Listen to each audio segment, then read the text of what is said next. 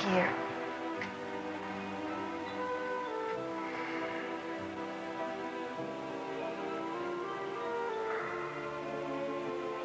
Have I ever told you how much I love you? Well, not in the last 10 minutes. Yes, you have, Michael. And I love you, too.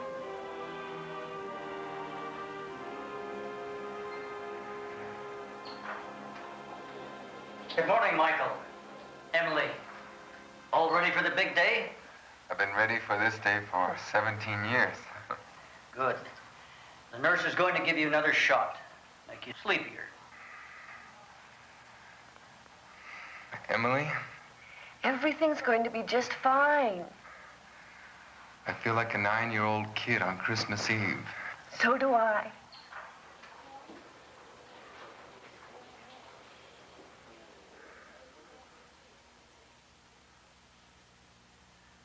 I'll be waiting.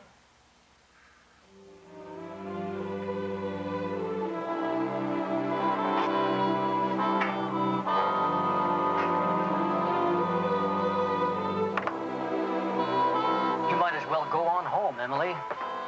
He won't be back in his room until at least 4 o'clock. And don't worry, everything's going to be fine. I know. It's just... Well, he's never seen me before. Do you know what I mean, Dr. Parker? He's always talking about how beautiful I am. But he only sees what he wants to see. What am I talking about? He can't even see it all. I think he sees what's important.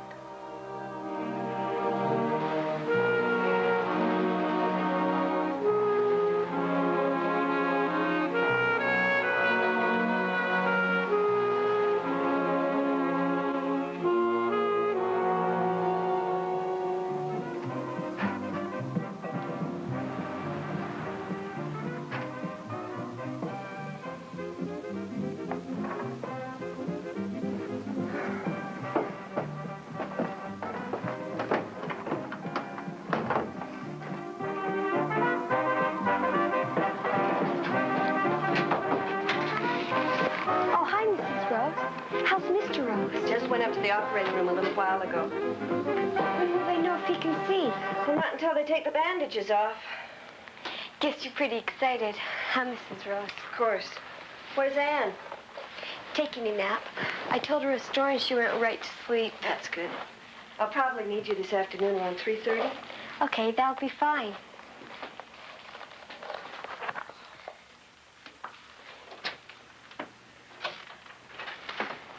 I think this whole thing is so exciting, don't you? Of course you do.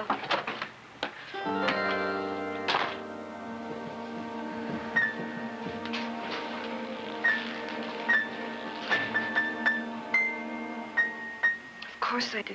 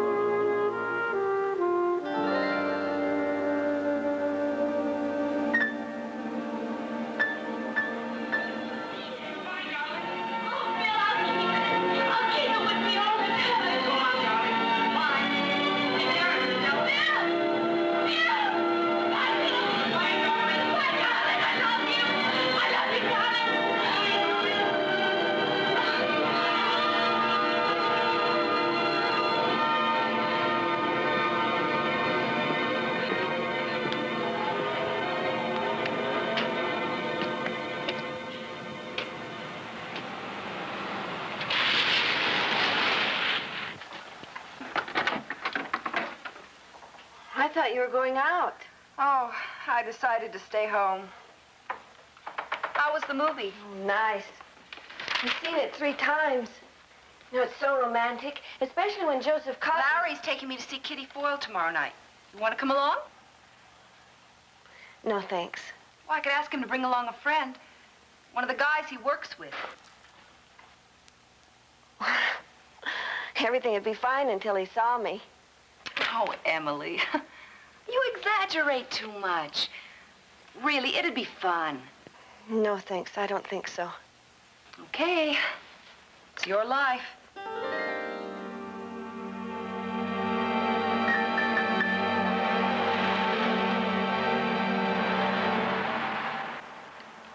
It's so nice to have you home with us for an evening again, Emily. Yeah, Em. Seems we hardly see you these days. Mom, could you pass the potatoes, please? I'm really in a rush. I gotta pick up Susan in 10 minutes. Susan, I thought you were going with Gloria, what's her name? Oh, that was last night, Pop. A guy's gotta have a little variety, you know. We had a letter from Betty today, and they're so excited they're moving to a larger place. She sent a picture of the baby.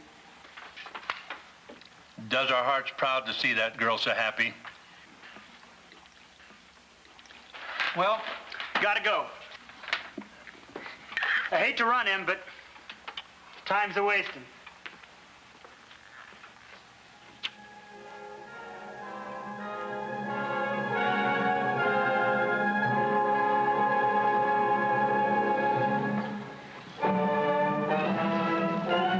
This is the American Sports Parade.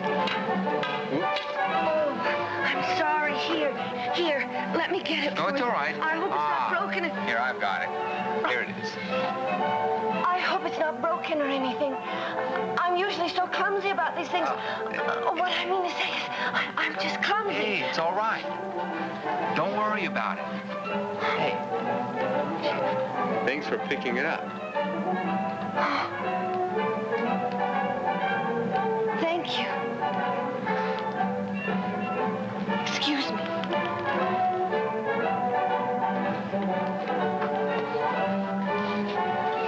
This is Gordon Mooney with this week's highlights of sports. The Dodgers amazed their Brooklyn fans this week with a 5-1 shutout.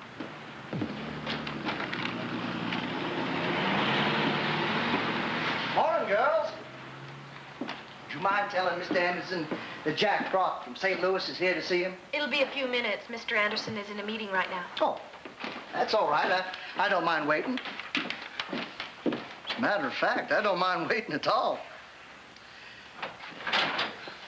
What's your name? Letty McDonald. Oh, McDonald? Well, I knew a McDonald once. They had a farm. First name was Old.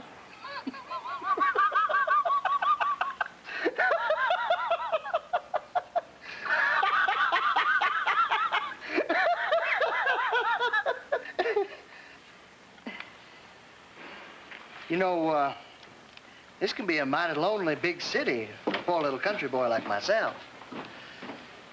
You know, Harry James is the Palms. Well, you do know who Harry James is, don't you? I don't give up that easy. I don't give up at all. Forget it.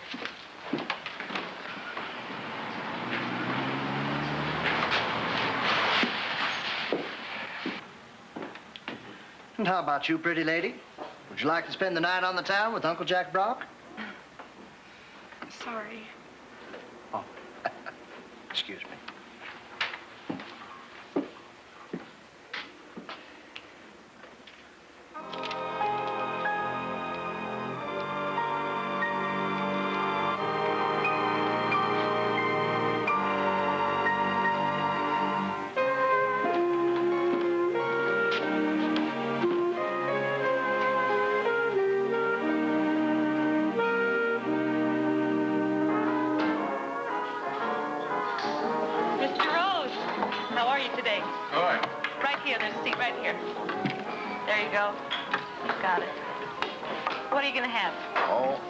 What do you recommend? Well, chef salad, hot roast beef sandwich, or breaded veal cutlet. Chef's salad. Chef salad. And what are you going to have to drink? Oh, a little bit of milk. Milk? Okay. Excuse me. Do you have the time? It's 1:15. Thank you. Excuse me again. I hate to bother you, but your voice sounds very familiar to me. It does? Oh, I remember. The other night at the movies. You bumped into me. I'm sorry. That's all right. I didn't see you coming. It's just that you don't very often see... A blind person at the movies, yes. I go to the movies all the time. Love stories are my favorite, especially when the music is good. Love stories are my favorite, too. I'm Michael Rose. Emily Webster. Nice to know you, Emily. The school where I teach music isn't far from here. You teach music? Mm-hmm. Cello. Really? Hmm? Well, how do you... I know what you mean. My students think that they can get away with murder just because I can't see. They forget that I can hear better than most people. Take voices, for instance. I can hear all sorts of things in a person's voice. Like yours. Mine? I'd say you're in your late 20s, early 30s. Gentle, reserved, a little bit shy. Am I right? You can hear all that? All that. And more.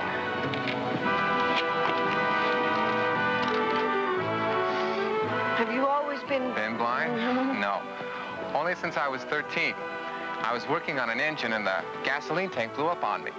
My eyes are still good, but with 2 scarred corneas, about all I can tell is when it's day and when it's night. Sorry. Don't be. When you're blind, you learn to see things differently, like beauty. Since I can't see, I have to find it in other ways, like through my music or being with people that are kind and gentle.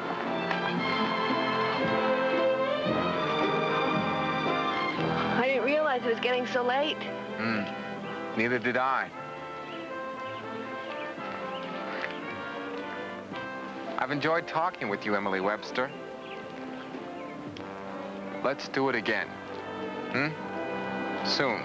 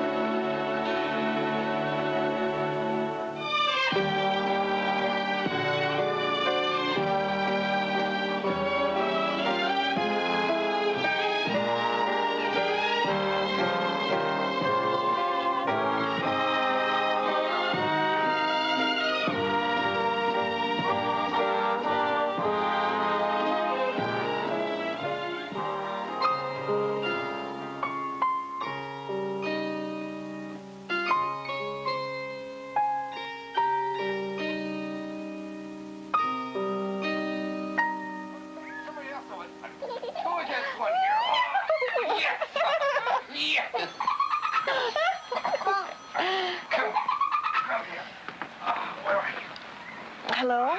Emily, this is Dr. Parker. Could you and Michael arrange to come and see me in my office sometime soon? Of course. Is there anything the matter? Nothing wrong. I just want to talk to you about something that I think you and Michael will be very interested in. Please remember that this is a relatively new surgical procedure. Judging from your scar tissues and the dangers of infection, I feel I should warn you that the risk involved here could be great. Dr. Hoffman is one of the leading experts in the country in this procedure, so I think you can both find a great deal of comfort in that.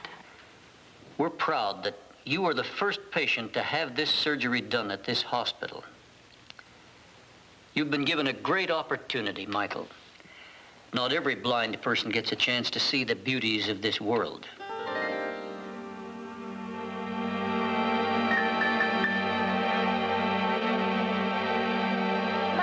Mommy, wake up. Oh, hello, sweetheart. I must have fallen asleep. Can Daddy see? Oh, we don't know yet, but he's had his operation. Is it gonna come home? Of course, but not for a while yet.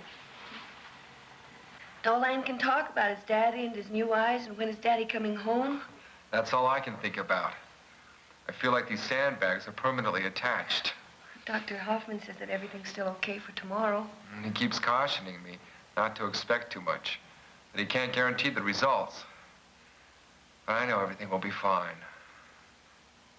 I know it will be, too. I can't wait. Tomorrow I'll be able to see you and Ann and the whole world. Emily? Yes? I want to see you. For anything else.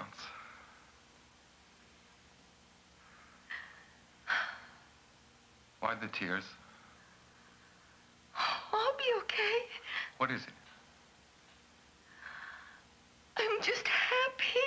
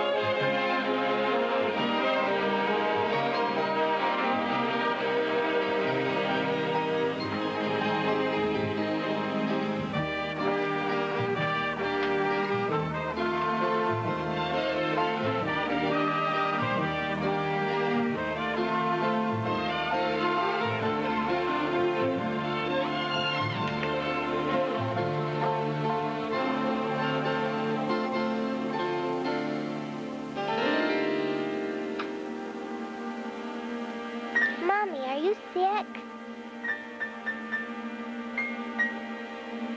No. I'm fine. You know, they're going to take off Daddy's bandages this morning. Good. Can we go see him? Well, maybe you can go this afternoon. We don't want to excite him too much. Mommy, you look pretty. I hope Daddy thinks so.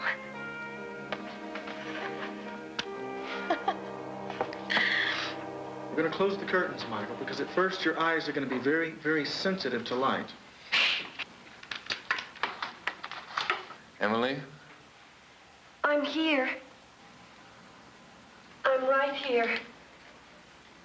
Will he be able to see right away? It usually takes a little while to adjust. We're going to take your bandages off now. I want you to just relax and don't open your eyes until I tell you to.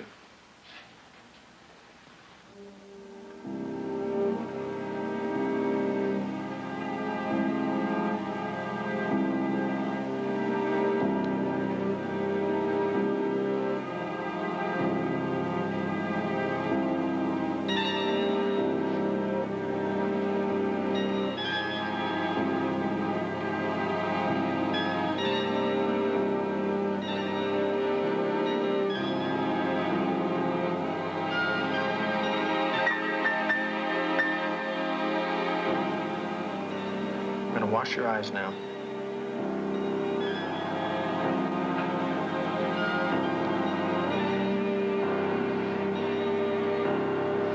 You may have difficulty opening your eyes at first. You have a little spasm of the eyelids. Just try to relax, and I'll help you. All right? Let's try the left. All right, Michael, I want you to open your eyes yourself.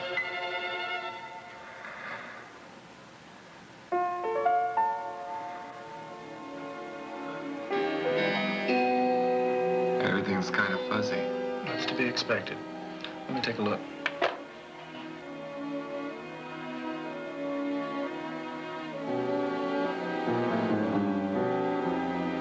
Okay, I want you to look around the room and tell me what you see. Very slowly now.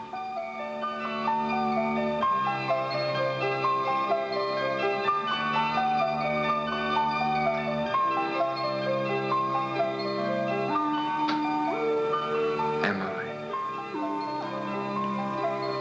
Emily.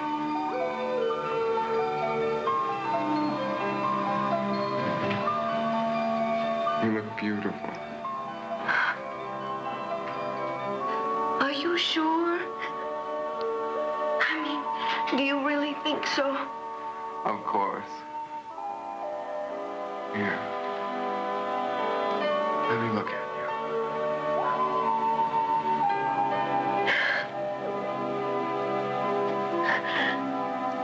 I was so afraid that when you saw it...